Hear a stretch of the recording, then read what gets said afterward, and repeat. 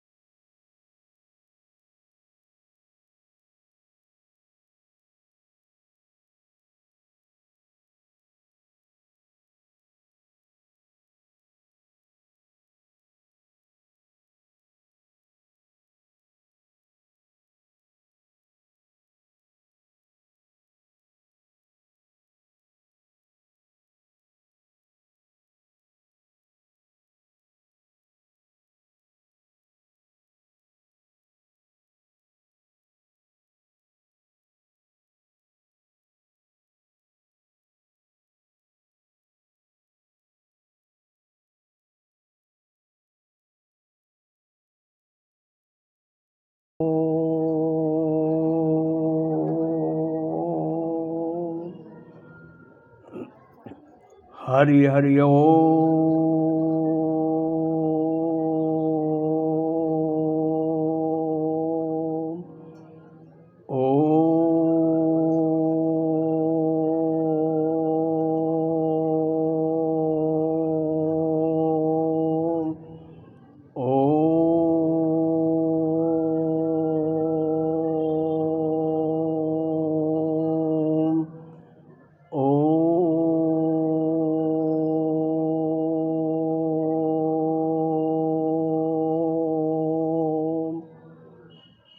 हरि ओम हरि ओम हरि ओम। आज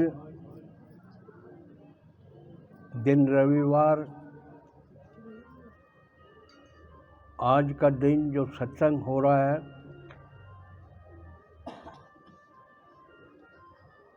बच्चों के सहयोग से केशव, हरिंदर, हिमांशु, पंकज, सब बच्चों ने, यस्सु, सानू, सब ने मिलकर आज केशव की माँ की बरसी है और ये बरसी के उपलक्ष्य में ये सत्संग रखा गया है। इसके बाद भंडारा रखा गया है। भंडारे के अंदर में सबको भोजन होगा। जो ऊपर अतिथि आए हैं, हमारे श्रद्धालु आए हैं, प्रेमी आए, भाई बंधु आए, ये सब चाहे उसमें स्त्रियां हैं चाहे पुरुष हैं, वे सब ऊपर भोजन करेंगे, ऊपर भंडारा करेंगे, ऊपर भंडारे का भोग करेंगे। नीचे जो है आम जनता के लिए भंडारा चलेगा। आज का सत्संग हमारी एक पिछले सत्संग में एक कथा छूट गई थी जिसमें हमने वर्णन करने जा रहे थे गुरु गोरखनाथ नाथ पंथ का। दूसरा हमने सारी आज कथाएं जो 4 कथाएं ली हैं वे सारी कथाएं हमारी सुख सागर से हैं। सुख सागर में ये दर्शाया गया है, ईश्वर की महिमा दर्शाई गई है, प्रभु की महिमा दर्शाई गई है, परब्रह्म की महिमा दर्शाई गई है। श्रीमती जो श्रीमद् भागवत कथा है उसके अंदर में श्री हरि का गुण को गाया गया है, उसके गुण को दर्शाया गया है, उनके जो गुणों का अवगाहन किया गया है। कोई साज से करता है, कोई मौन होकर करता है, कोई जप के करता है। पूजा के कई शासन साधन हैं। आज की कथा मैं प्रारंभ करता हूँ गुरु गोरखनाथ से। आज से हजारों साल पहले नाथ पंथ की प्रथा आई। नाथ पंथ में सबसे पहले गुरु जो बने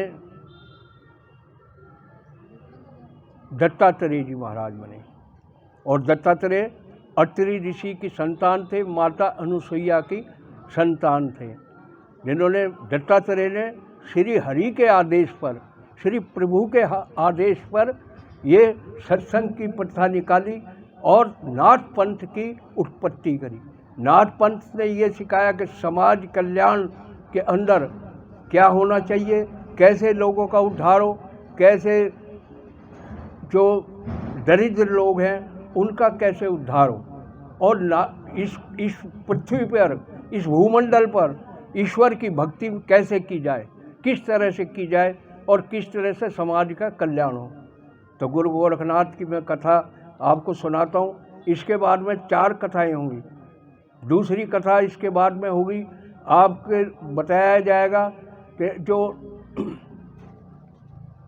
खटवांग राजा खटवांग ऋषि हुए उनके बारे में आपको बताया जाएगा, राजा के बारे में बताया जाएगा। उसके बाद में आपको माँ गंगा मैया का, क्योंकि कार्तिक महीना चल रहा है और कार्तिक महीने के अंदर में माँ का गुणगान जरूर होना चाहिए। सत्संग में माँ का गुणगान जरूर होना चाहिए, क्योंकि कार्तिक माह चल रही है, मंगलवार की आपकी गुरु पूर्णिमा है, तो माँ का एक गुणगान होगा। उसके बाद में जो हमारा ये अगली जो तीसरी कथा चलेगी वो हमारी सत्यव्रत की कथा चलेगी। उसके बाद में हमारी राजा शिवी की कथा चलेगी। तो ये 5 कथाएं आज के सत्संग में होंगी और बीच में हमारा भजन चलेगा, बहनों का, इनका सबका भजन चलेगा। उसमें एक सत्संग होगा, उसके बाद में भजन चलेगा। तो मैं शुरू करता हूँ गुरु गोरखनाथ की कथा। तो नाथ पंथों के अंदर में बहुत बड़ा विस्तार हुआ। उन भगवान दत्तात्रेय के अवतार हुए। दत्तात्रेय ने भगवान श्री हरि के आदेश से नाथ पंथों की उत्पत्ति का आदेश दिया। नाथ पंथी का आदेश देने के बाद में दत्तात्रेय ने अपने शिष्य मच्छंदर नाथ को गुरु ज्ञान दिया। मच्छंदर नाथ ने भ्रमण करते करते चंद्रगिरी गांव के पास पहुंच गए। उज्जैन के पास एक गांव है, वहां पहुंचे और उन गांव में उन्होंने भिक्षा जाहिर की। भिक्षा करने के बाद में एक जो थी वहाँ सरस्वती ब्राह्मणी थी, उसके कोई संतान नहीं थी।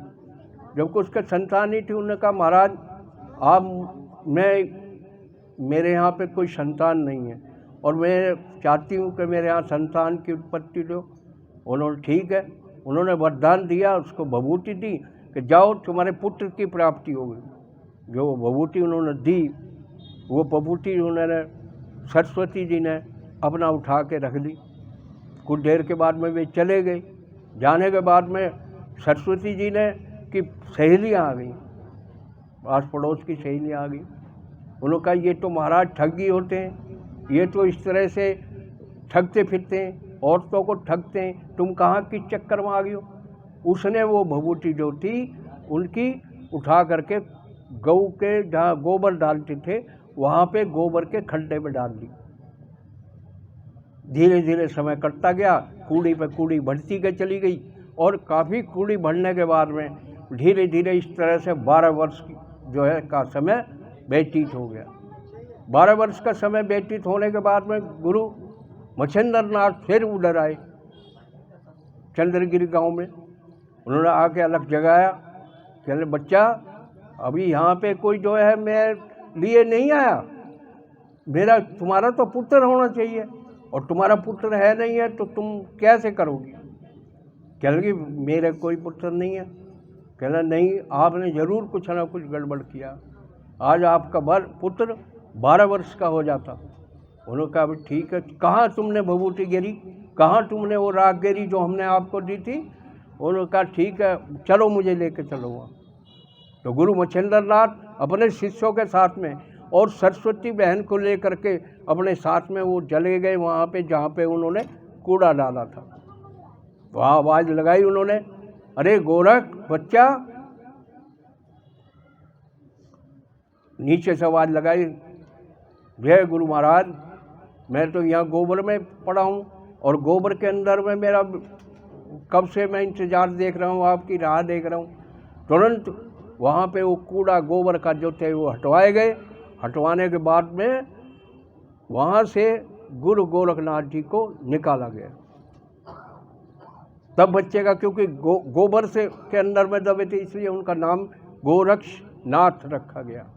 गोरखनाथ वहाँ से निकल करके नहलाया धुलाया, वस्त्र पहनाए, गुरु मंत्र दिया।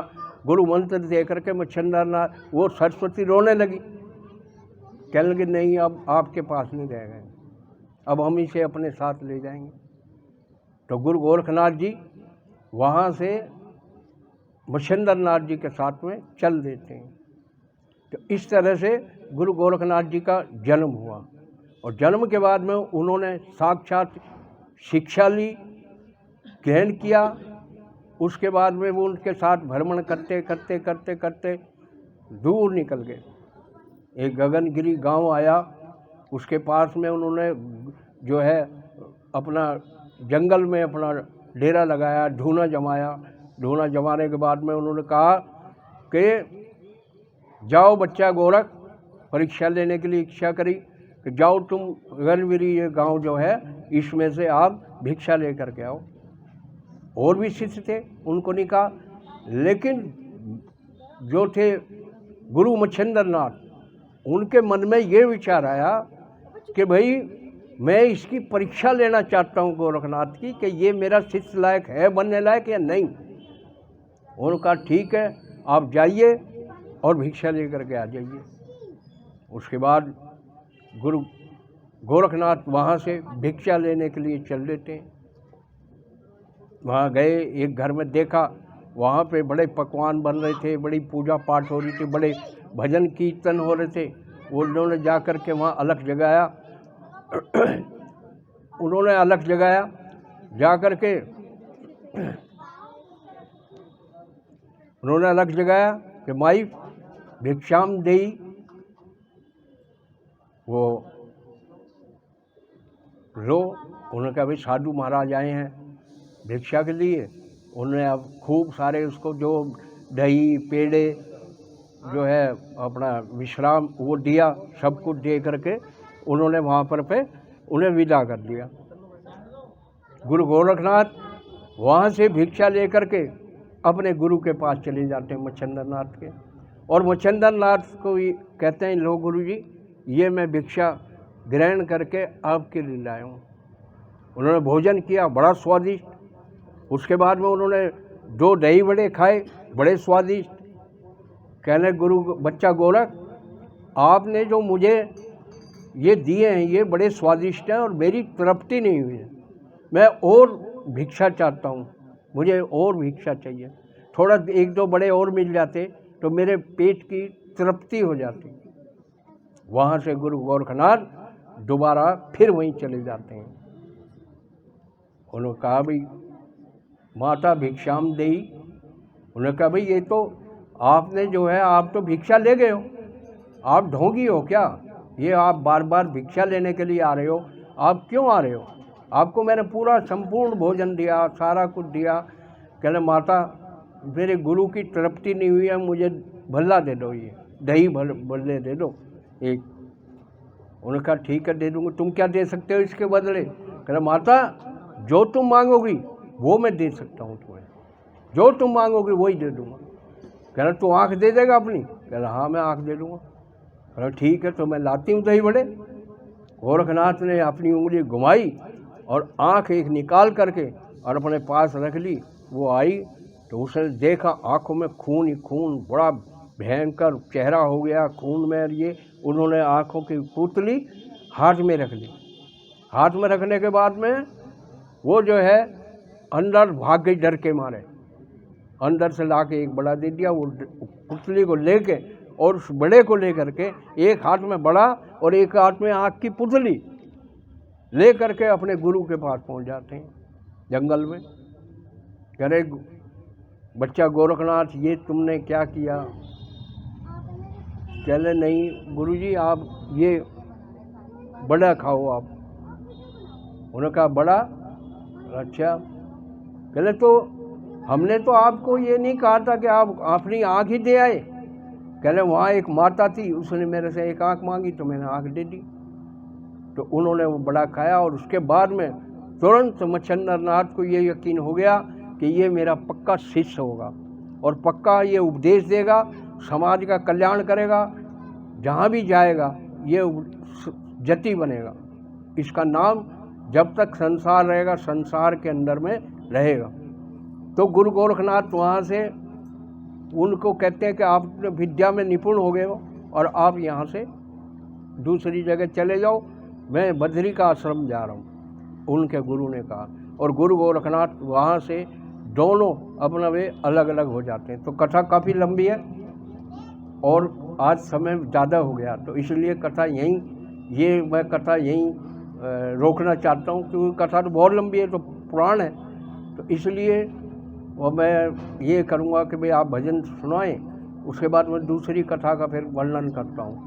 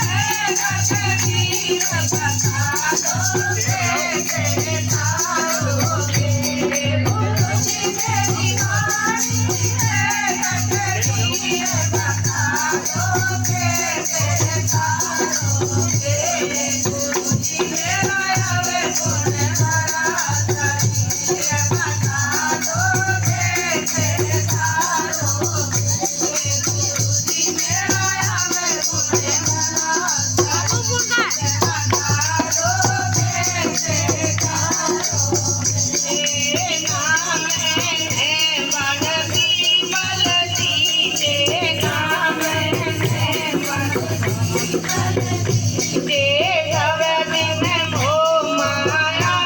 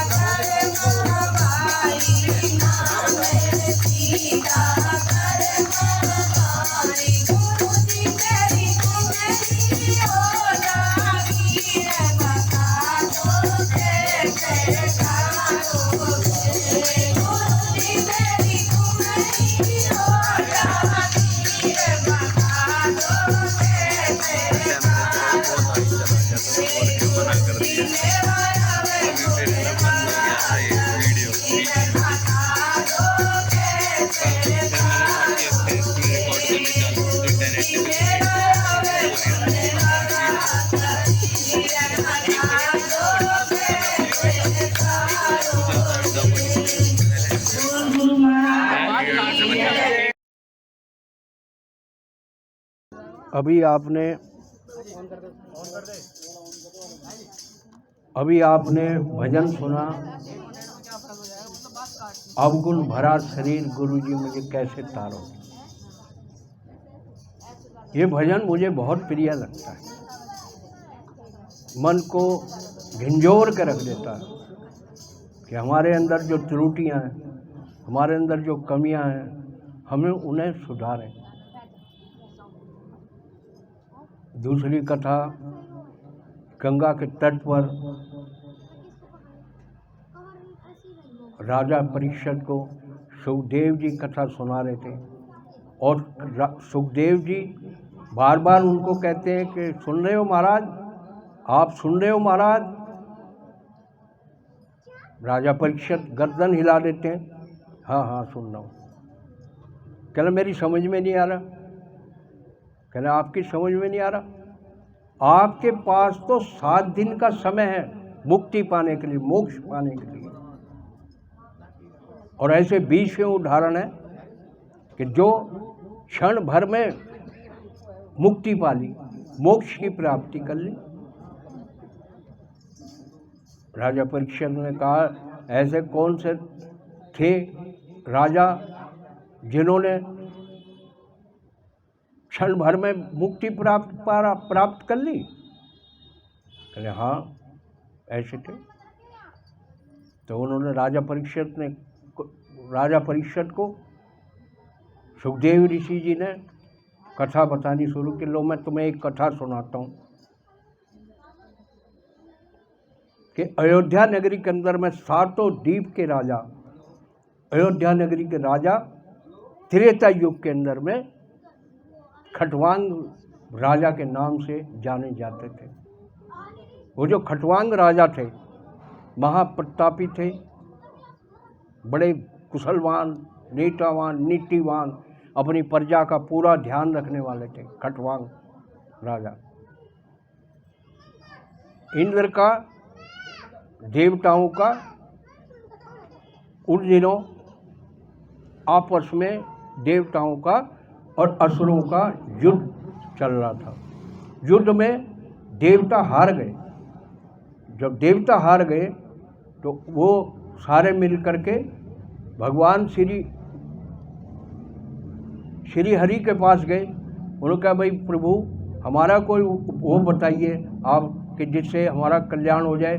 और ये तो देवता और असुरों ने राज कर लिया हमारे इंद्रलोक पे, स्वर्गलोक पे। उन्होंने कहा ठीक है, आप जाइए गुरु बृहस्पति के पास जाइए, अपने गुरु बृहस्पति जी आपको इसका समाधान बताएंगे। इसके बाद में वो सारे देवता मिल करके गुरु बृहस्पति जी के पास गए। बृहस्पति जी ने से कहा कि भगवान, हे गुरु महाराज, आप हमें कोई रास्ता बताइए, आप हमारे गुरु हैं, आप तो अपरंपार हैं, सारी लीला आप जानने वाले हैं, स्वयं शंभु हैं आप बताइए कुछ तो रास्ता बताइए। कहले इस समय में आपकी जो रक्षा कर सकता है देवताओं की, वो खटवांग राजा कर सकते हैं, जो इस समय में अयोध्या के राजा हैं। आप सारे मिल करके वहाँ अयोध्या जाइए और अयोध्या जा कर के उनसे प्रार्थना क्षमा याचना करिए और प्रार्थना करिए, वो आपकी इस जो परेशानी है इसको हल कर देंगे। सारे देवता मिल करके अयोध्या पहुँचे। अयोध्या में खटवांग के राजा थे, उनके राज दरबार में पहुँचे। उन्होंने उनका आवेट करी, आन सम्मान किया, बहुत प्रेम भाव किया। प्रेम भाव करने के बाद में उन्होंने बोला कि आप ऋषिवर आए हैं, देवतागण आए हैं, किस लिए आए हैं आप? उन्होंने कहा भाई ऐसे ऐसे बात है, हमारे साथ में युद्ध हो रहा और हमें हरा दिया, हमें स्वर्ग से भी बाहर निकाल दिया गया, हमें स्वर्ग से भी बाहर निकाल दिया गया, हम क्या करें?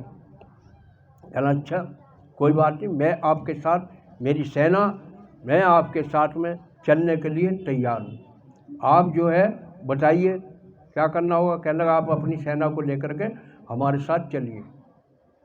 तब खटवांग की सेना और खटवांग स्वयं उनके साथ हो लिए, देवताओं के साथ में, और फिर दोबारा से युद्ध शुरू हुआ। जब दोबारा से युद्ध शुरू होता है तो उसमें खटवांग राजा की जीत हो जाती है और देवता जीत जाते हैं। जब देवता जीत जाते हैं तो उन्होंने कहा कि भाई अब मेरे जाने का इंतजाम करो। कहने लगे भाई, उन्होंने कहा इंद्र जी से कि इंद्र, आप तो प्रभु के अवतार हैं, आप इसके बारे में बताइए, कोई रास्ता बताइए। उन्होंने कहा ठीक है, आप जो है, हम तो तीनों लोगों का जानने वाले हैं, आगे क्या होगा, क्या कल हुआ है और क्या कल होने वाला है, हम सारी बातों को जानते हैं। उसने कहा भाई ठीक है, आप अब राजा जो थे वो सोचने लगे। राजा ने कहा कि भाई मैं करूं क्या, क्या मांगूं इनसे। इंद्र ने कहा कि नहीं राजन, आप कुछ भी वरदान मांगिए, आप जो वरदान मांगेंगे हम आपको पूरा वही वरदान देंगे। कहना राजन, उन्होंने कहा कि आप मुझे, इंद्र भगवान, आप मुझे ये बताइए कि मेरी मृत्यु कब होगी, मुझे और कुछ नहीं चाहिए, मुझे सिर्फ आप ये बता दो। इंद्र ने देखा उनकी तरफ और देख करके बताया कि हे खटवांग राजा, आपकी मृत्यु 4 क्षण, 4 घड़ी बाकी है, 4 घड़ी, आप बताओ।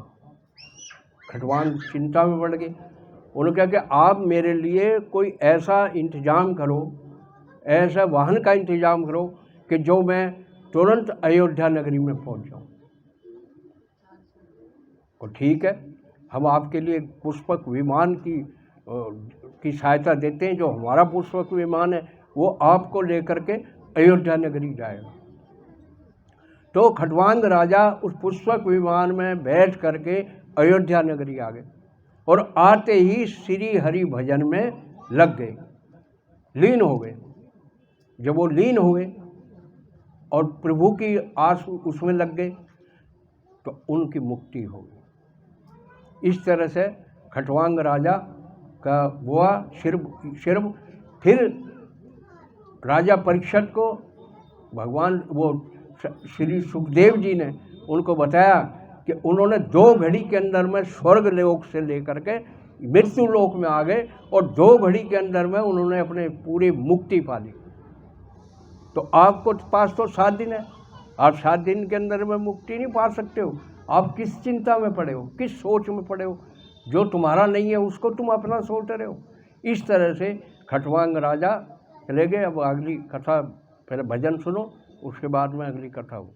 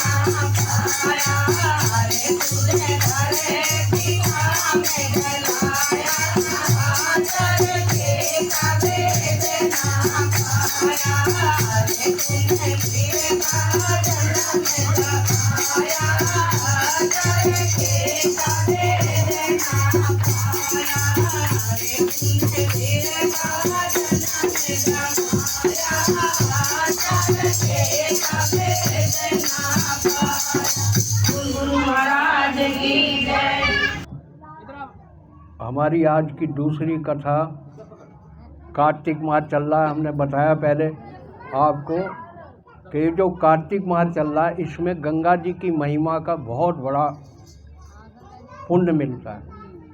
गंगा स्नान, कार्तिक स्नान और कार्तिक माह में सत्संग करना, सत्संग सुनना स्वर्ग के समान है। उसके 100 विकट रूप हों, 100 विकट संताएं, विकट से विकट विपताएं हों, उनकी हर ली जाती है। ये बहुत पुरानी बात है। जब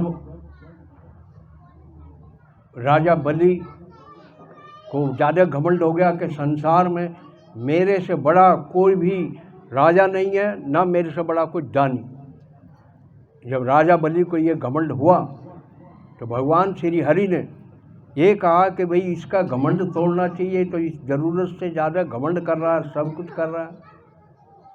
भगवान श्री हरि ने वामन अवतार लेकर के राजा बलि के उस यज्ञ में पहुँचे। वामन अवतार एक छोटा सा अवतार, ब्राह्मण बच्चा छतरी ले करके और वहाँ पे पहुँच जाता है यज्ञ में। अरे भाई कहाँ जा रहे हो, कहाँ इतने बड़े बच्चे, तुम कहाँ जा रहे हो? कह रहे मैं यज्ञ में जा रहे हैं भाई, हमें यज्ञ में जाना, हम दूर से चल के आए। कह अच्छा तुम दूर से चल के आए हो, ठीक है आप जाइए। कह हम मुझे गुरु बृहस्पति से मिलवाओ, इनसे मिलवाओ, और मुझे राजा बलि से भिक्षा लेनी है, मैं भिक्षा लेने के लिए आया हूँ।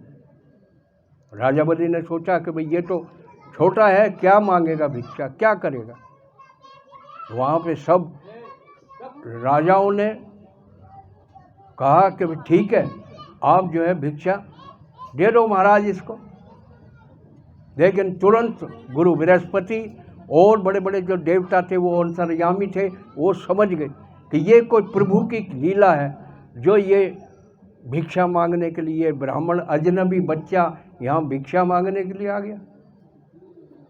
भगवान ने श्री हरि ने श्री वामन रूप धारण कर रखा था कि भाई बृहस्पति जी ने समझाया उसको राजा बलि को, राजा बलि तुम इनको भिक्षा नहीं दे सकते, इनको दान नहीं दे सकते, तुम इतने बड़े दानवीर नहीं हो। उनका तो बताइए मुझे क्या करूं। कहला आप दान मत दो। अब राजा बलि धर्म संकट में पड़ गए कि अगर मैं इसको दान देता हूं तो परेशानी है, नहीं दूंगा तो परेशानी है, अब मैं करूं तो करूं क्या।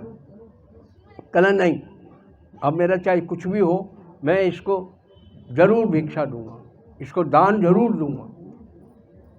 उन्होंने कहा कि ठीक है भाई, ये ब्राह्मण पुत्र तो मुझे बताइए कि आप क्या दान लेना चाहते हैं, क्या मांगना चाहते हैं, आप क्या आपको चाहिए। बावन ने कहा कि आप मुझे सब देंगे। कह रहे मुझे सिर्फ 3 पग दान चाहिए।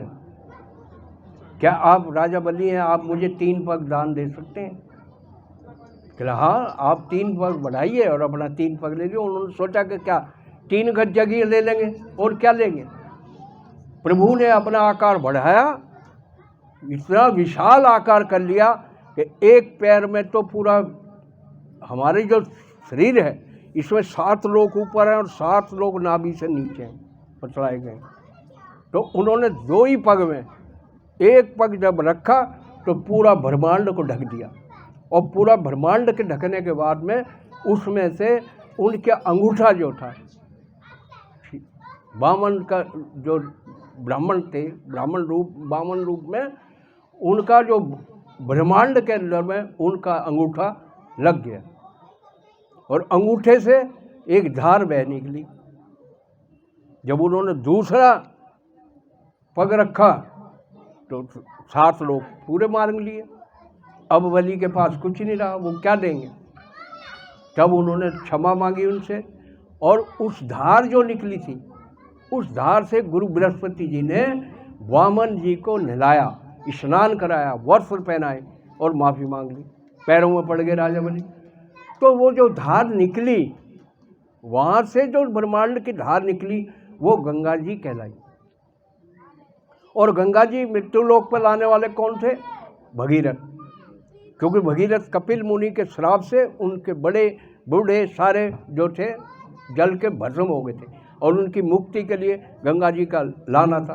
तो भगीरथ से पहले भी उनके वंशज, बहुत सारे वंशज जो थे वो इसी तरह से गुजर गए, लेकिन गंगा जी नहीं आई। तो इस तरह से गंगा जी का बहुत बड़ा महत्व माना गया। इसका रिसर्च भी हुआ है, इसका सब कुछ हुआ है। आप मतलब ये सब मैं बात में नहीं जाना चाहता, लेकिन सब ने इसको बेहद उत्तम माना गंगा जी को। तो वहाँ से वो गंगा जी जो थी भगीरथ, उनको वहाँ से सुमेरु पर्वत पे वो आई उनकी धार, और सुमेरु पर्वत से 4 दिशा में बढ़ गई धार। उनकी जो धार थी 4 दिशा में, उत्तर, दक्षिण, पूर्व, पश्चिम। तो उत्तर में जो धार बची उनकी सुमेरु पर्वत से, तो वो हमारी नीलकंठ होते हुए हमारे पृथ्वी लोक पे आई, जबकि भगीरथ को बताते लाए भगीरथ लाए गंगा मैया को। तो गंगा मैया का महत्व जो है इस टाइम कार्तिक माह में सबसे ज़्यादा माना जाता। और ये कथा जो गंगा मैया का महत्व है, ये राजा परीक्षित को सुखदेव ऋषि सुना रहे हैं। तो आगे चलते हैं।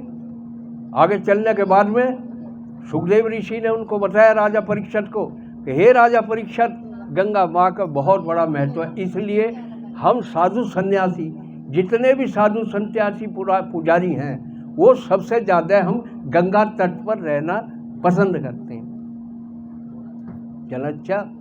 तो उसके बाद में सुखदेव ऋषि ने कहा कि एक बार इसी तरीके से गंगा के इसको पार्वती जी ने भोले शंकर से, शिव से प्रार्थना की कि चलिए मेरा भी मन कर रहा है, जो पृथ्वी लोक में गंगा जी है, हम भी पृथ्वी लोक में चलते हैं और हम दोनों मिलकर दर्शन करके आएंगे और गंगा स्नान करके आएंगे।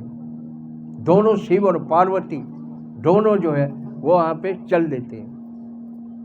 जब चलते रास्ते में शिव जी बोलते हैं पार्वती जी को कि हे पार्वती, गंगा की महिमा बहुत बड़ी है। गंगा की महिमा ऐसी है कि जो पग धर के चलता है उसको 100 अश्वमेघ यज्ञ का पुण्य की प्राप्ति होती है। 100 अश्वमेघ यज्ञ की प्राप्ति होती है जो गंगा स्नान करने जाता, निस्वार्थ गंगा स्नान करने जाता। कहने प्रभु मुझे तो कोई यकीन नहीं हो रहा, आप मुझे बताइए कैसे करना, क्या करें, इसमें दिखाओ मुझे कुछ होगा। कहने चलो। शिव ने कहा कि ठीक है, आप मेरी तरफ से, मैं एक कोढ़ी का रूप, गंदे कोढ़ी का रूप धारण कर लेता हूँ और तुम सुंदर रूप, और भी सुंदर रूप धारण कर लो। तो दोनों चले गए और कहना आप मेरी मक्खियाँ उड़ाना। पार्वती जी को कहा कि जब मैं बैठा रहूँगा तो आप मेरी मक्खियाँ उड़ाना और ये बोलना कि जिसने 100 यज्ञों का फल प्राप्त किया हो वो मुझे छू दे तो मैं अपने रूप में आ जाऊँगा। इसी तरीके से वो गंगा तट के बैठ गए। लोग गंगा जी में आ रहे हैं, जा रहे हैं, आ रहे हैं, जा रहे हैं। तो कुछ लोग जो थे घूमने फिरने वाले मुस्टंडे लोग जो है वो कहा भाई इतनी सुंदर स्त्री आ रही है, कोढ़ी की मक्खी उड़ा रही है। उसको कहा कि भाई तुम चलिए हमारे साथ चलो, तुम यहाँ क्या करोगे, इस कोढ़ी के साथ क्या करोगे, इसे ठाक हम गंगा जी में घेर देते हैं। कहने नहीं, ये मेरे पति हैं, मैं इनकी सेवा करी हूँ। इन्हें श्राप लगा हुआ है कि जो जिसने 100 यज्ञ किए हों वो इसको हाथ लगा सकता है, छुएगा तो ये ठीक हो जाएंगे। कुछ देखने वाले खड़े हो गए, कोई तमाशगीर खड़े हो गए, कोई इधर से उधर से, बहुत सारे लोग वहाँ खड़े हो गए, भीड़ लग गई। उनके बाद में क्या हुआ कि एक वृद्ध व्यक्ति आया उधर से, कहना देवी ये बात क्या बात है। कहना मेरे पति कोढ़ी हैं और मैंने जो ब्राह्मण से पत्र दिखाए हैं, सब कुछ किया है, वो उसमें ये बताया है कि अगर जिस व्यक्ति ने 100 यज्ञ कर रखे हों, अगर वो उसको हाथ लगा दे तो ये ठीक हो जाएंगे, अपनी ठीक अवस्था में आ जाएंगे। आखिरकार उसने जो वृद्ध था उसने उनको हाथ लगा दिया और वो ठीक हो गए, एकदम अश्विनी कुमार बन गए। उन्होंने कहा भाई ये तो चमत्कार हो गया। कहना भाई जब उन्होंने भीड़ कम हो गई वहाँ से और वो दोनों शिव और पार्वती वहाँ से दोनों चल पड़े। जब ये दोनों चल पड़े वहाँ से तो रास्ते में शिव जी कहते हैं उनको, पार्वती जी को, कि पार्वती जी आपने देखा कुछ। कहना वो जो ब्राह्मण था या वो व्यक्ति था जो, उसने मुझे छुआ क्योंकि उसका गांव नज़दीक पड़ता और पैदल वो गंगा जी नहाने के लिए आता कार्तिक माह में। इसको नहीं छोड़ता, वो कार्तिक माह में पैदल आएगा और पैदल आकर के वो गंगा माँ के दर्शन भी करता है, स्नान भी करता है। इस तरह से उसने मुझे छुआ तो उसने 100 यज्ञ की प्राप्ति करी हुई है, अश्वमेघ यज्ञ का पुण्य मिला हुआ है उसको। इसलिए ये गंगा मैया की ये इसके अंदर में ये जो है ये बल है इतना। कि ये कितने लोग इसके अंदर में नीच भी गंदे भी किस तरह से लोग जाते हैं, लेकिन उनकी गंदियों को संभाल लेती है और पुण्य भी करते हैं। सब तरह के लोग होते हैं। तो ये गंगा मैया की महिमा आज कार्तिक माह है। कार्तिक माह में हमने बताई कि गंगा मैया की इतनी वो है उसके अंदर में शक्ति है कि वो सबको उसका कल्याण कर देती है, उद्धार कर देती है, जीवों का उद्धार करती है, सबका उद्धार करती है। कोई ऐसा नहीं है जिसका उद्धार नहीं करती।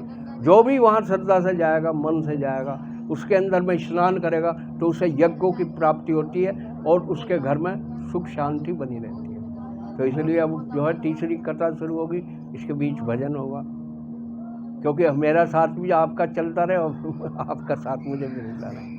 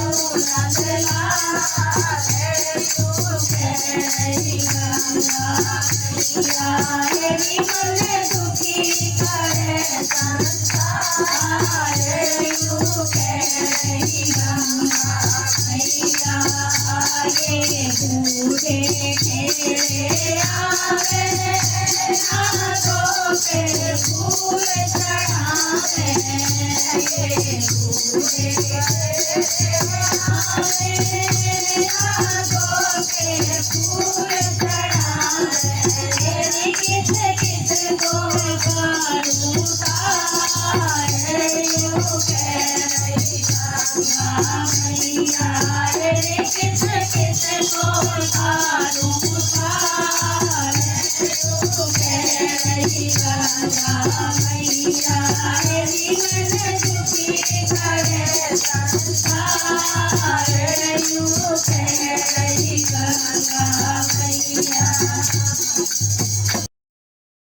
अब मैं आपको चौथी कथा सुनाने जा रहा हूँ। चौथी कथा में महाराज सत्यव्रत की कथा सुनाऊंगा आपको। महाराज सत्यव्रत प्राचीन काल में कीर्तिमाल नाम के राज्य में राज्य करते थे। उन्हें ईश्वर से बहुत लगाव था, पर ब्रह्म से बड़ा लगाव था। बहुत पूजा पाठी थे वो। एक बार क्या हुआ कि वो ही सुबह उठकर स्नान करने जाते थे। वो सुबह उठ कर के कीर्तिमाल नदी में स्नान करने के लिए गए और जल जो है दोनों हाथों में जल लेकर के अर्पण करने लगे। जब वो अर्पण करने लगे, अर्पण करते हुए पूजा स्तुति की, अर्पण किया उन्होंने, तो उनके हाथ में इस तरह से उनके हाथ में एक छोटी सी मछली आ गई।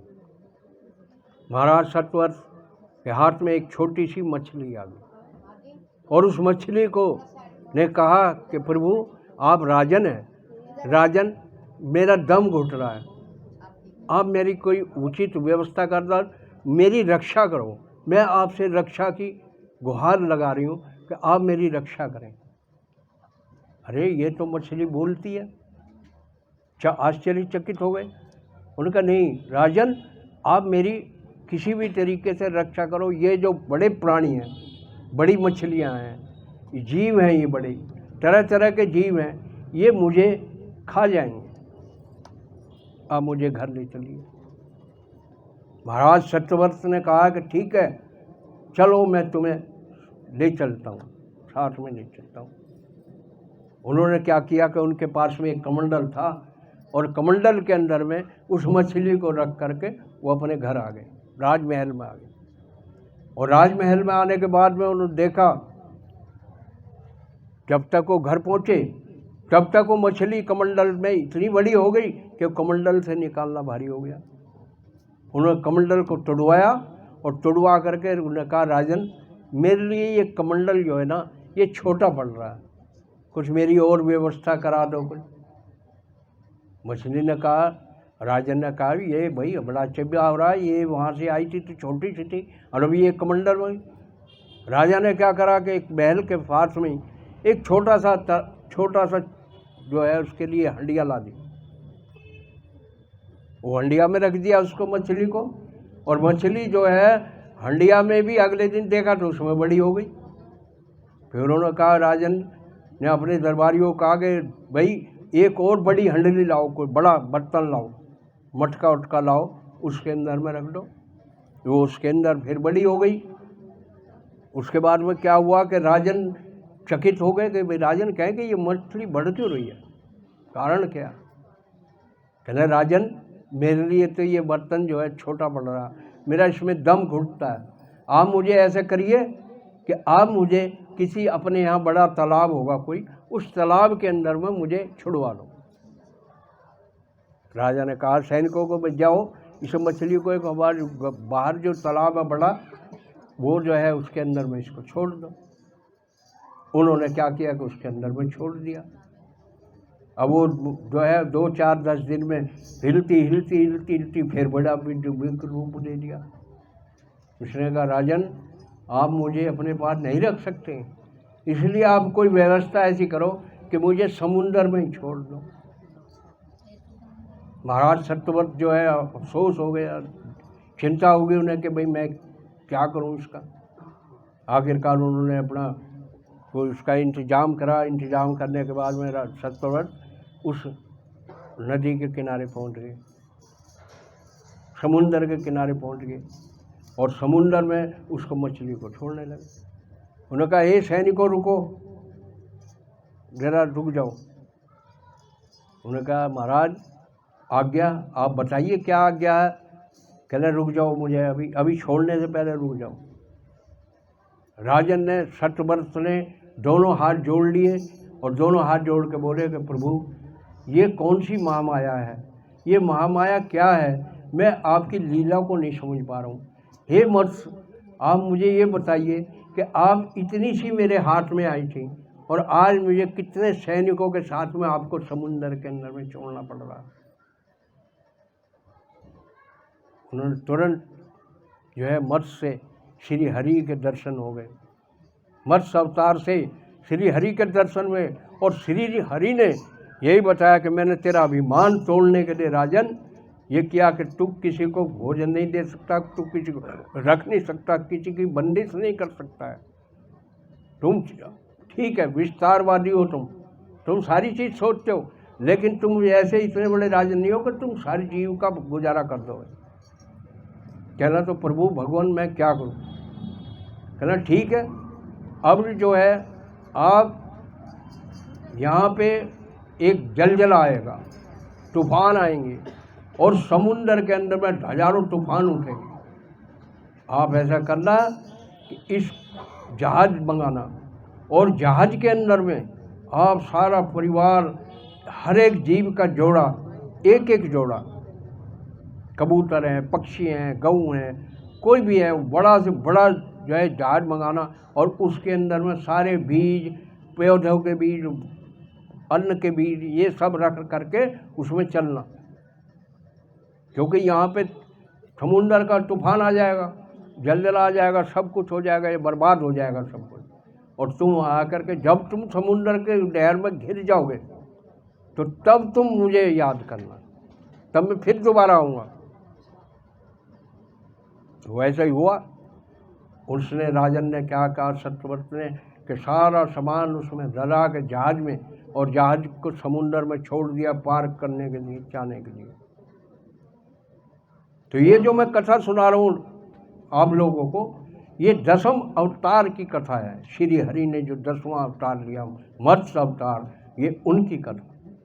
तो जलजला आया, तूफान आया, समुंदर की लहरें इतनी तगड़ी उठ गई कि जो जहाज था वो सब हिलने लगा, विकट हिलने लगा। और विकट हिलने के बाद में तब उन्होंने श्री हरि को याद किया। श्री हरि ने दर्शन दिए कि जाओ, मैं ये एक बड़ी मछली का ये मत्स्य अवतार फिर लेता हूँ। और वासुकी से कहा कि आप इसी में, वासुकी आप इसमें कुंडे में आप लिपट जाओ और मेरे से बन जाओ। उस मत्स्य ने कहा कि आप मेरे साथ बन जाओ, जो श्री हरि के अवतार थे। इस तरीके से वो समुंदर को सत्यवर्ष ने, राजा सत्यवर्ष ने अपने सब जो भी जितने जहाज में थे ऋषियों को लेकर के, उनको लेकर के पार कर दिया। तब उन्होंने कहा कि हे ईश्वर, आपसे बढ़कर कुछ नहीं, मैं आपसे क्षमा मांगता हूँ। आपने मेरे परिवार की रक्षा करी, हमारी रक्षा करी, हमें सद्मार्ग दिखाया। और वो उसके बाद वो जाने के बाद में वहाँ से वो भजन कीर्तन करने के लिए, सुमरन करने के लिए प्रभु में लीन हो गए। तो ये सत्यव्रत महाराज की कथा यहीं समाप्त होती है।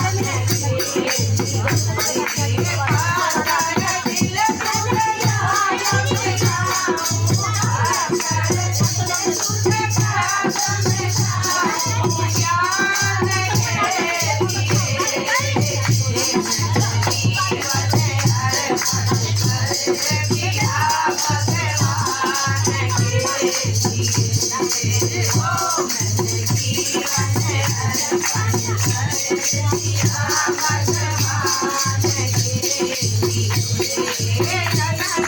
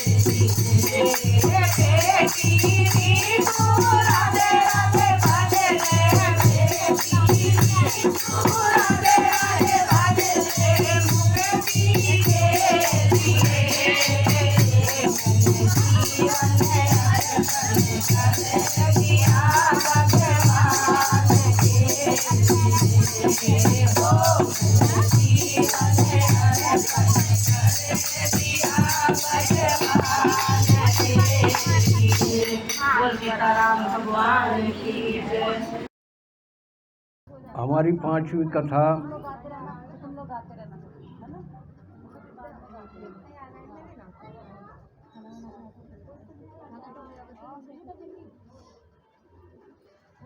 जिस समय में महाभारत समाप्त हो गया और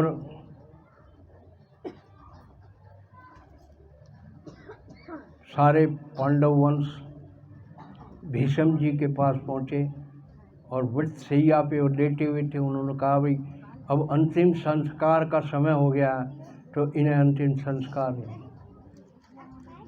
लेकिन भगवान सांवली सरकार वासुदेव जी ने कहा कि आप ऐसे नहीं, हे राजा युधिष्ठिर आप इनसे को ज्ञान दें। उन्होंने उनको ज्ञान दिया, सबको ज्ञान दिया। जब ज्ञान देने के बाद में द्रौपदी जो थी वो रोने लगी। जब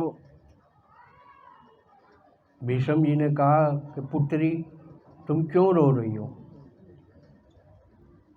चलो मैं इसलिए रो रही हूँ कि ये सारे मेरे कारण हुआ महाभारत, मेरे कारण युद्ध हुआ। अगर मैं ना होती तो ये युद्ध ना होता, इसलिए मैं मलिन हो गई है, मेरी आत्मा मलिन हो रही है और मैं ये चाहती हूँ कि मैं भी इनके साथ ही मेरा दाह संस्कार कर दूँ। भीष्म जी ने उनको बुलाया। भीष्म जी ने कहा कि देख द्रौपदी, हे बच्चे, ये तेरा दोष नहीं है, ये मेरा दोष है। मैं चाहता तो जो दुर्योधन था उसको रोक सकता था, लेकिन मैं रोक नहीं पाया क्योंकि मैंने उसका अन्न खा रहा था। द्रोणाचार्य उसका अन्न खा रहे थे, कृपाचार्य उसका अन्न खा रहे थे, जितने भी बड़े ऋषि महर्ष जो भी थे योद्धा सब उसका अन्न खा रहे थे और उसके अन्न के कारण, उसके अन्न कारण जो है मैं चुप रह गया। तो मेरे अंदर में अभी भी दुर्योधन का अंश था अन्न का, लेकिन अब मेरा अंदर में उसका अंश नहीं है। तो उन्होंने कहा द्रौपदी बेटी पुत्री, मैं तुम्हें एक छोटी सी कथा सुनाता हूँ।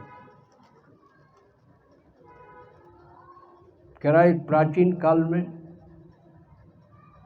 राजा शिवी रहते थे।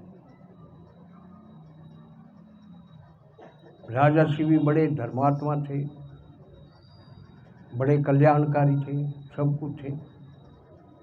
उनके राज्य में उनका जो घनिष्ठ था वो वजीर का भी काम करता था और भी काम करता था। तो वो परमहंस महात्मा रहते थे, परमहंस महात्मा रहते थे। उन्होंने कहा कि भाई उस शहर के अंदर में एक गरीब व्यक्ति ने पैसा इकट्ठा किया और पैसा इकट्ठा करने के बाद में उसने अपनी पुत्री के ब्याह के लिए धन जो है जेवर बनवाए। जब जेवर बनवाए उसने, और तो जेवर के उसने उसको रख दिया कि मेरी पुत्री की शादी होगी और तो मैं पुत्री को ये जेवर दे करके विदा कर दूंगा। आखिरकार उसने लड़का देखा, लड़का देखने के बाद में उसकी शादी तय हो गई और उसने शादी करे तो शादी के अंदर में वही जेवरात उसको दे दिए। लेकिन उसके अंदर में कमी क्या रह गई? उसने जिस सुनार को दिखाया बनने के लिए दिखाया, सुनार ने पीतल के जेवर बना करके उसके ऊपर सोने का पानी चढ़ा दिया सुनार ने। तो वो जेवर जो था लड़की ले गई अपने साथ, ना लड़की को पता है ना जिसकी लड़की थी उसको भी पता नहीं था, और वो अपने ससुराल में चली गई उन जेवरों को पहन के। एक दिन बाद, 2 दिन बाद तो उसके मालिक ने देखा कि भाई ये तो नकली जेवर है, पीतल के जेवर हैं और इसमें जो है धोखा हुआ। उसने उस लड़की को उसके मायके उस नगरी में छोड़ दिया जो महाराज निधि की नगरी थी। अब वो व्यक्ति बड़ा परेशान, उसकी लड़की आ गई, घर में बैठ गई। उसने कहा कि मैं राजा के दरबार में जाऊंगा, बेटी चिंता मत कर।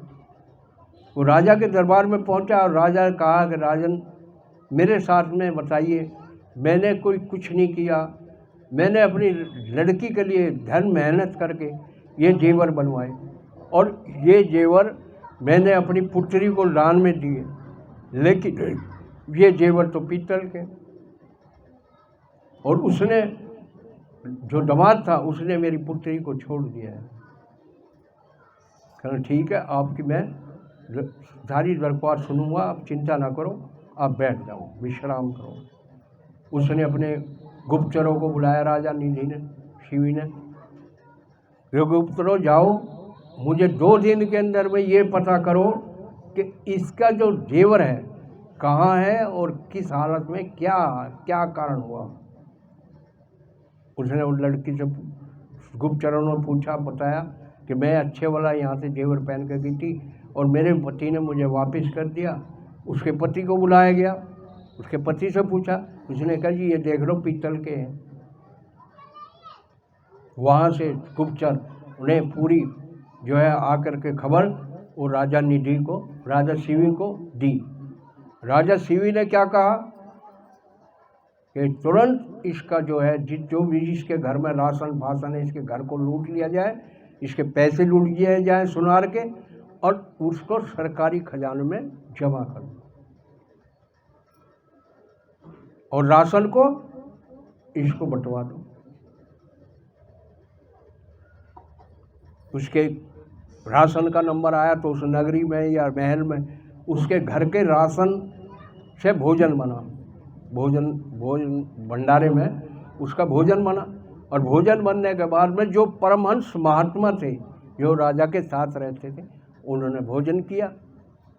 भोजन करने के बाद में क्या हुआ कि परमहंस महाराज की नीयत में फ़र्क आ गया। उन्होंने कहा राजा के अंदर रानी का जेवर जो है ना बहुत सुंदर है, आज इसको साफ कर देता हूँ। परमहंस महात्मा ने उसकी रानी के जेवर जो है एक हार जो है रानी का उड़ा लिया, और उड़ा करके अपने पास चुपचाप रख दिया। उसने कहा 2-4 दिन गुजरने दो, उसके बाद हम इसको ले जाऊंगा, बेच दूंगा या कुछ करूंगा इसके बाद। अब उसको धीरे धीरे 3 दिन हो गए। जब 3 दिन हो गए तो उसका जो खाया हुआ अन्न था सुनार का, उसका बाहर हो गया, और उसको गलानी हुई, अपने आप से गलानी होने लगी कि भाई मैंने इतना बड़ा जुल्म किया कि ये राजा जो है मेरा शिवी राजा इतना बड़ा जनता की सेवा करने वाला है, धर्मात्मा है, मैं जब इतना मान सम्मान देता, मैं यहाँ राज दरबार में रहता हूँ, महल में रहता हूँ और इतना कुछ करता हूँ, उसके बाद मैंने रानी का हाथ चुरा लिया। वो जो है तुरंत वहाँ से वो राज दरबार में पहुँच गया। जब राज दरबार में पहुँच गया तो उसने कहा कि भाई राजन मेरे से बहुत बड़ी गलती हो गई, मैंने रानी का हार चुरा लिया। फिर अच्छा तुमने क्यों? भाई उन्हें तुरंत अपने सैनिकों को बुलाया, भाई इसको क्या बात हुई, पूछो। परमहंस है तो हमारे महात्मा हैं, हमारे राज्य के महात्मा, इन्होंने ऐसा क्यों किया? उसने बोला कि इस बात की मुझे तुरंत इसकी अभी मुझे खबर ला कर दो कि इसने कैसा क्यों किया। महाविद्वानों से बुलाया, उनसे बातचीत की गई। बातचीत करने के बाद महाविद्वानों ने बताया कि इसने गलत अन्न का उपयोग किया है। जो सुनार के यहाँ से अन्न आया उसका भोजन बना, और वो भोजन जो है इसने भी खाया और उन्होंने भी खाया, लेकिन इसकी आत्मा में वो गलत जो भोजन किया उसका इसके ऊपर में असर हो गया, इसलिए उसने ये जो है रानी का हार चुरा लिया। इसकी नीयत में फर्क आ गई। तो भीष्म पितामह जी कहने लगे द्रौपदी से कि द्रौपदी जब इतने बड़े बड़े महात्मा और इतने बड़े बड़े सन्यासी पिघल गए, अपने रास्ते से भटक गए, मैंने भी तो दुर्योधन का अन्न खाया, इतने दिन अन्न खाया, तो मेरे पे भी फर्क पड़ता। इसलिए पुत्री चिंता ना करो, आप जो है मुझे जाने दो और आप अपने राज्य को चलाओ, और राज्य के अंदर में कोई ऐसी घटना ना हो, अप्रिय घटना ना हो, कभी किसी का अनादर ना हो।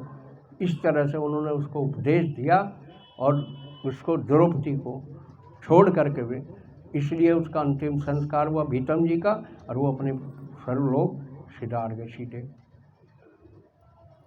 तो मेरा मतलब कहने का ये है कि अब मैं आता हूँ कि जो मनुष्य हम चल रहे हैं, हम जीव हैं, हमारे प्रकार हमसे पता नहीं जाने जान के अनजाने में कितनी गलतियाँ होती हैं, किस किस के जीव का मन दुखता है।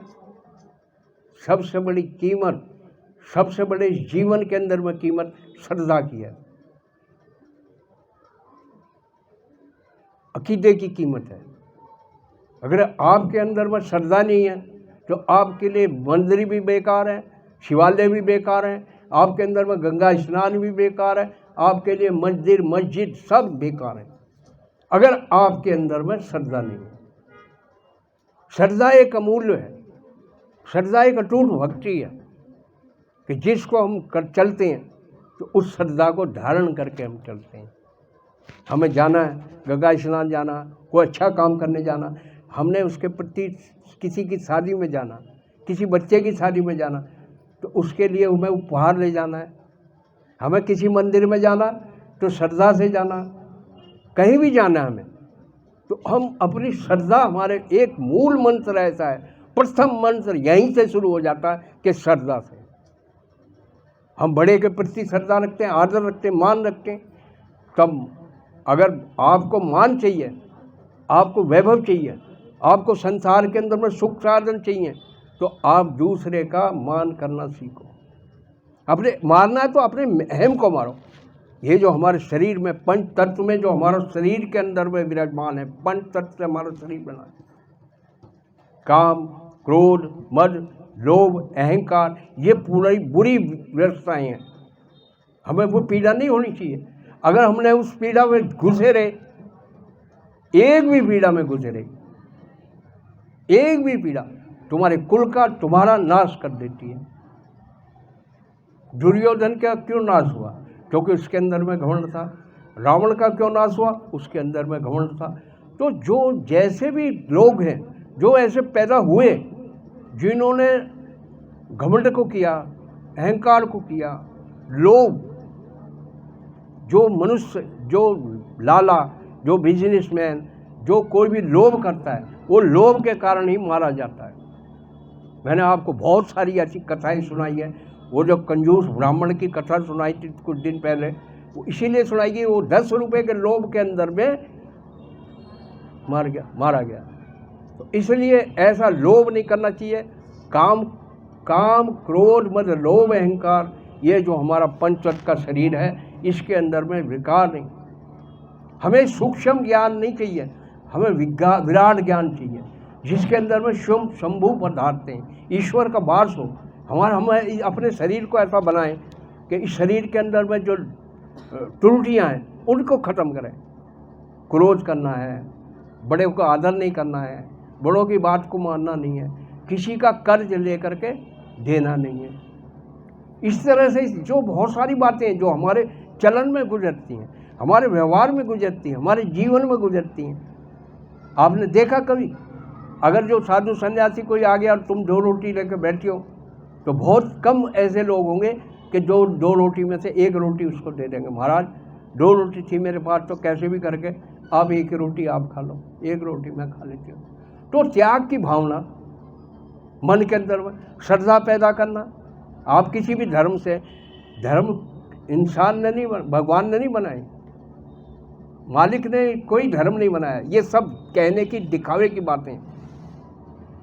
उसने एक मानव जाति को बनाया और मानव जाति ने अपना फैलाव अपने सुरक्षा के लिए, अपने रास्तों के लिए अलग अलग मजहब में बंट गए। क्या सबका एक खून नहीं है? हर जाति के, चाहे हिंदू है, चाहे मुसलमान है, चाहे सिख है, चाहे ईसाई है, कोई भी है, सब। लेकिन उसके अंदर में भी श्रद्धा है।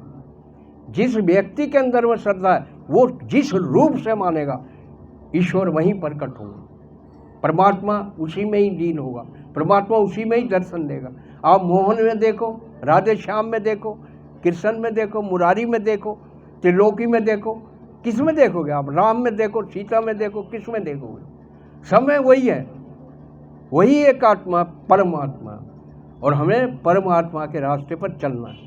ऐसे परम रास्ते पर चलना है कि जो निर्गुण हो, जिसके अंदर में विकार ना हो, जिसके अंदर में कोई व्याधा ना आए। मनुष्य को जब व्यक्ति की आयु 50 वर्ष से ऊपर हो जाती है तो वो वान आश्रम में चला जाता है। क्योंकि वान आश्रम एक ऐसा आश्रम है कि जिसके अंदर में गृहस्थ के अंदर रहते हुए भी उस वान आश्रम को प्राप्त कर सकता है आयु में। क्यों? कैसे? पहले अपनी वाणी, जब सबसे पहले अपनी वाणी को सुधारो, दूसरा अपने चाल चलन को सुधारो, तीसरा बुरी नज़रों को सुधारो, किसी का कर्ज लिया तो उसको दो। धीरे धीरे तुम जब ऐसी स्तुति करोगे, ईश्वर की से शरण मांगो, पनाह मांगो उससे, ईश्वर से, ईश्वर हमें इन गुनाहों से बचा, हम गुनाह से तौबा करते हैं, हम गुनाहों की माफ़ी मांगते हैं, हम तेरे शरण में हैं, आप हमें अपने शरण में ले लो। तो ईश्वर की कृपा से आप धीरे धीरे धीरे धीरे परम ईश्वर के परम भक्त होते चले जाओगे। आपको छोटा बड़ा सब ऊंच नीच ये सब बातों का नीच है या ऊंचा है या गिरा हुआ है या ये है या ये छोटा है या बड़ा, या उसने राम राम मुझे नहीं की तो मैं इसको राम राम क्यों करूं, इसने मुझे नहीं पूछा तो मैं क्यों पूछूं। तो जहाँ पर कृपा राम की हुई ता पे कृपा करे सब कोई। जहाँ पर कृपा राम की हुई ता पे कृपा करे सब कोई। जिस पर ईश्वर की राम की कृपा है, प्रभु की कृपा है, उस पर सब कृपा करेंगे। लेकिन आप उस रास्ते पे चलो तो सही। चलना आपको है, उसको नहीं चलना। ईश्वर कभी नहीं कहते, परम ब्रह्म कभी नहीं कहते तुम मुझे आओ परेशान करो, मेरी घंटी बजाओ, मेरे मंदिर में ये करो, मेरे मंदिर में वो करो, मेरे मंदिर में। तो इसलिए संत लोग जो हुए, बड़े बड़े जो संत लोग हुए, संत कबीर हुए, रसखान हुए, इतने बड़े रहीम हुए, तो और इतिहास लिख कर चले गए। इस भारत भूमि पर इतिहास लिख कर चले गए। मुँह को कहाँ ढूंढ चले बंदे, मैं तो तेरे पास में, ना काबा ना मस्जिद ना मैं तेरे पास में। मैं कहीं भी नहीं हूँ, मैं तो तेरे पास हूँ, तेरे दिल के अंदर हूँ, तेरे मन के अंदर में विराजमान हूँ मैं। मुझे कहाँ ढूंढ रहा है, कहाँ धक्के खाएगा तू, कहाँ धक्के खाएगा। तो सब प्राप्त करेगा जब तेरी श्रद्धा ईश्वर के प्रति होगी। अगर तेरी श्रद्धा ही नहीं है ईश्वर के प्रति, तू मान चाहता है, तू चौधरी बनता है, लंबे दाढ़े पगड़े रख के बनेगा, कहेगा कि मैं यहाँ का राजा हूँ। तूने किसी का मान नहीं किया तो तुझे मान कैसे मिलेगा रे? क्या मूर्खता की बात कर रहा? तुझे ज्ञान मिलेगा? कौन ज्ञान देगा? इसलिए ज्ञान लेना है तो आपको छोटा बनना पड़ेगा, क्योंकि छोटा बछड़ा गाय का दूध पीता, बड़ा नहीं पीता, छोटा बछड़ा पिएगा। आपको छोटा बनना है। आप बड़ा बनने की कोशिश करोगे तो आप गिर जाओगे। आप छोटा बनकर रहने की कोशिश करो। हर मानस को हर मानस की तरह से देखो, हर जीव को जीव की तरह देखो, मानस को मानस की तरह देखो। गरीबी अमीरी ये वो इस तरह का सोचना सब व्यर्थ की तरफ ले जाता है, तुम्हें सांसारिक मोह में बांधता है। इसीलिए सब बराबर हैं। इस पृथ्वी पे जो जीव आया वो बराबर है, वो अपने कर्म से जी रहा, तुम अपने कर्म से जी रहे हो। उसने कौन से कर्म बुरे किए जो उसे वो ये भोगना पड़ रहा है, और तुमने कौन से कर्म किए जो तुम अच्छाई भोग रहे हो। अरे मनुष्य, उस ईश्वर से डरो कि जो पिछला करा है तो उसे तुम अब भोग रहे हो, और जो अब करोगे तो उसे कब भोगोगे। इसलिए मनुष्य को सदगुरु कहते हैं, ये संदेश देते हैं कि पहले अपने आप को संवार, फिर दूसरे को देख। अपने आप की आत्मा को संवार, अपने चरित्र को संवार, अपनी कमियों को गिन, दूसरे की कमी मत देख। तू दूसरे की कमी देखेगा तो तू स्वयं कमी में डूब जाएगा। इसीलिए अपनी कमी को जो है तुम देखो, मेरे अंदर क्या कमी है, मैं गया कहाँ गया, मैंने क्या कर्म किया, मुझे क्या करना चाहिए था, क्या नहीं करना चाहिए था। तो उस अपने कर्म को देख, दूसरे के कर्म न देख। जब तू अपने कर्म सुधार लेगा तो दूसरे कर्म जो है अपने आप ज्ञान दे सकता है। लेकिन जब तू ज्ञान किसको देगा? जब तू ही अज्ञानी है। तो ज्ञान अगर प्राप्त करना है, साधु संतों के साथ क्यों बैठते हैं, सत्संग क्यों करते हैं? सत्संग हम क्यों करते हैं? सत्संग इसीलिए, एक सत्संग करने का मतलब मुझे कथा सुनाना नहीं है, उस कथा में से सार निकालना है।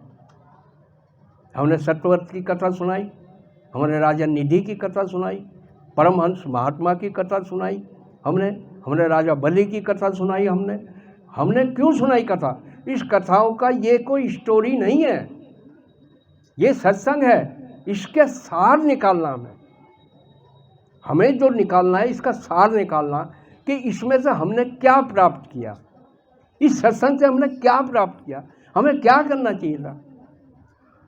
इसमें से अगर कोई बात आपकी समझ में नहीं आ रही तो त्याग दो, छोड़ दो उसे, और छोड़ करके उसकी अच्छी जो चीज़ें हैं, अच्छी जो बात है, उसको ग्रहण करो कि हमें त्यागी कैसा बनना है, हमें दानवीर कैसा बनना है, हमें दूसरे के प्रति प्रेम स्नेह कैसा करना है। कागा किसके ढलड़ है, कोयल किसको दे, एक जीव बहा के कारण जग अपना कर ले। क्या कग्गा किसी को देने जाता है या कोयल किसी को देने जाती है? लेकिन उसकी वाणी, उसकी सुंदर वाणी जग को मोह लेती है।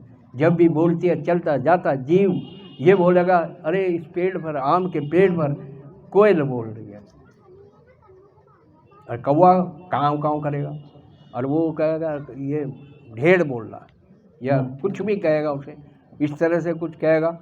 तो मतलब मेरा कहने का कहेगा ये वाणी आप अपनी सुधारिए। कभी किसी को गाली मत दो, किसी का बुरा मत कहो, किसी के साथ बुरा मत बोलो, बुरी संगत में से बचो, अच्छी संगत की तरफ बैठो, सत्संग में सुनो, सत्संग बैठो, सत्संग का ज्ञान सीखो कि हमें जो आत्म ज्ञान की जरूरत है। हमें आज के युग में, इस कल युग के अंदर में वही मनुष्य जी सकता है जिसके मन के अंदर में आत्म ज्ञान है। आज कलयुग चल रहा है, कलयुग का घोर आगे आगे और बढ़ेगा, लेकिन इस कलयुग से वही मनुष्य या वही नारी जीतेगी जिसके मन के अंदर में आत्मबोध ज्ञान है, आत्मा का ज्ञान। और आत्म ज्ञान जो इस पंच तत्व के अंदर, शरीर जो हमारा पंच तत्व का शरीर है, इसके अंदर में विराजमान है। और उसी आत्मा को हमने एक धरोहर समझना, एक ईश्वर की धरोहर समझना जो ईश्वर ने हमें दी है। ये बख्शीश है, ये ईश्वर की दी हुई देन है। इसका हमें आदर करना कि हमने क्या पाया है, क्या पाना है, या इसी तरीके से मस्त खा पी कर टैंक भरते रहना और अपने चले जाना। नहीं, ये आपका धर्म नहीं है, ये आपके कर्म नहीं है। आपका कर्म वो है कि आप उस ईश्वर को हमेशा याद रखो, उसकी बताई हुई बातों पर चलो, उसका धैर्य करो। आप कभी सोचो, कभी आप अपनी आत्म चिंतन करो कि हमारे जन्म किस लिए हुआ, हम क्या पाया और हम क्या पाएंगे, आगे जा कर के हमने क्या देखना है, क्या नहीं देखना। इस जीते जी जीवन में आपने कोई पुण्य का काम नहीं किया तो मरने के बाद करोगे। तो कहते हैं ना, जो गुजर गया उसको दूध से नहलाओ, दही से नहलाओ, मक्खन से नहलाओ, और कभी जीवन में उसे मक्खन का छाया भी नहीं दी, और आज तुम उसे मक्खन दे रहे हो, तो वो क्या उसकी तृप्ति होगी? तो इसलिए जीव आत्मा की तृप्ति ऐसे नहीं होगी। जीव आत्मा की तृप्ति होगी भजन से, सद्गुरुओं के भजन से, सच्चे साधना से, सच्ची पूजा से, सच्ची इबादत से, सद्गुरुओं की, बड़े बुजुर्गों की, वही उनको भी तरा देता है। अगर पूरे परिवार के अंदर में एक भी व्यक्ति, पूरा परिवार है और पूरे परिवार के अंदर में एक भी व्यक्ति अगर संस्कार वाला है तो पूरे के पूरे कुल को सुधार देता है, और एक अगर कुलक्षण आ गया तो वो सारे के सारे परिवार को नाश कर देता है। इसलिए मन के अंदर में कभी भी गिलेना मत लाओ, बुरी भावना मत सोचो, बुरी बात मत सोचो, अच्छाई की तरफ चलो, अच्छाई की तरफ अच्छी सोचो, बेहतर सोचो। कोई तुमसे बड़ा है, कोई तुमसे छोटा है, छोटे को छोटे का मान दो, बड़े को बड़े का मान दो। अगर मान चाहते हो, आप अपना ही मान सम्मान चाहते हो, तो दूसरे का मान सम्मान करना सीखो। आप दूसरे का सम्मान करना सीखो। अगर आप रास्ते से जा रहे हो, अपने गली मोहल्ले में जा रहे हो, कहीं भी हो, तो देखा भाई कोई प्रणाम नहीं किया, आप उसको प्रणाम करो ना, आप उसको नमस्कार करो। वो 2 दिन देखेगा, 3 दिन देखेगा, चौथे दिन खुद ही करेगा, वो चौथे दिन आपको करेगा। आप बच्चे को करो। मैंने आपको बहुत पिछले साल एक कहानी सुनाई थी दूधिया की, कि दूधिया ने क्या किया।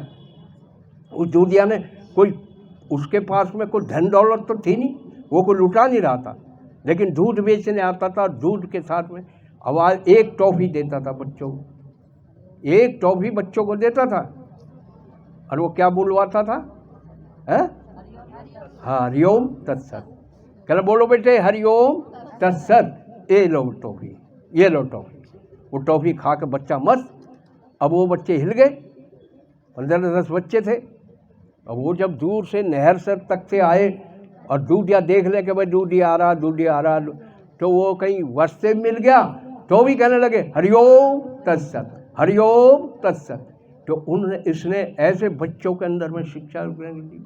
तो बच्चों को आप किसी भी डालोगे, किसी भी रास्ते पे चलाओगे, तो उसी रास्ते पे बच्चे धीरे धीरे धीरे धीरे चलने लगते हैं। लेकिन अगर जो बच्चा नहीं चल रहा, इसका मतलब उसके अंदर में खोट है, उसकी शिक्षा में खोट है। तो हमें ज्ञान प्राप्त करना, हमने जो सत्संग सुना उसके अंदर सार क्या है, उसके अंदर में ज्ञान क्या मिलता है, हमने क्या सीखा, हमें क्या दूसरे के प्रति भावना कैसी करनी है। जीवन के अंदर में दुख सुख, अमीरी गरीबी सबके पास आती है। कोई ऐसा व्यक्ति नहीं है जिसके पास में सुख ना आया हो, जिसके पास में दुख ना आया हो। सुख दुख अमीरी गरीबी, क्योंकि हम इस गृहस्थ में आए। जब गृहस्थ में आए तो हमें 100 परेशानियां आएंगी। तो हमें किस तरह से काटना कि जो भगवान भजन में रहेगा, जो ईश्वर के अधीन रहेगा, जो ईश्वर में श्रद्धा रखेगा, श्रद्धा भक्ति भाव रखेगा, तो वो उसके दुख कट जाते हैं, उसको दुख कम महसूस होते हैं। और जो ज़्यादा उत्पादी होता है तो वो क्या कहेगा, उसने तुम्हारे 100 रुपये है, किसी ने नहीं दिए, लठ कंधे पर रखेगा, बोलेगा चल फोड़ उसका सिर। तो लठ लेके 50 रुपये के पीछे उसका लठ फोड़ेगा और फिर जेल में बंद हो जाएगा।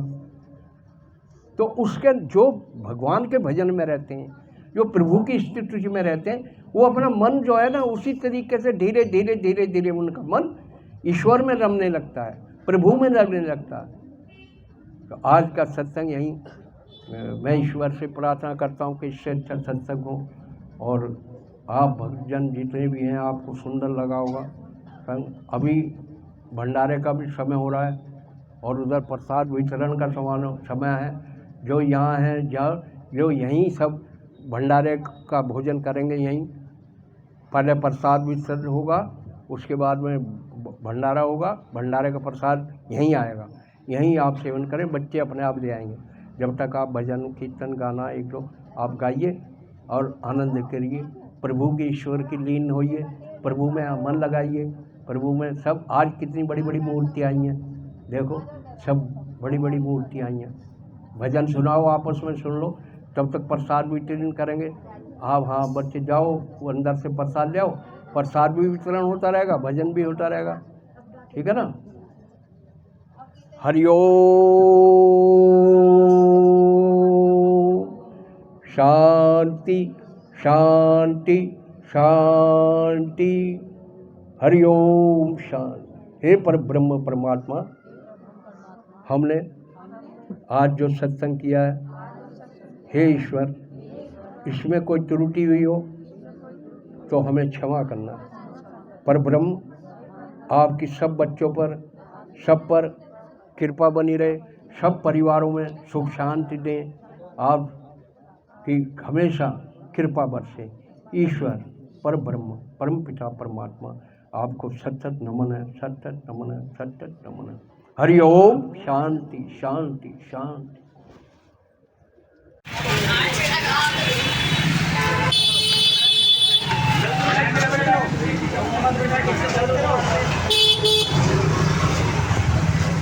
आइए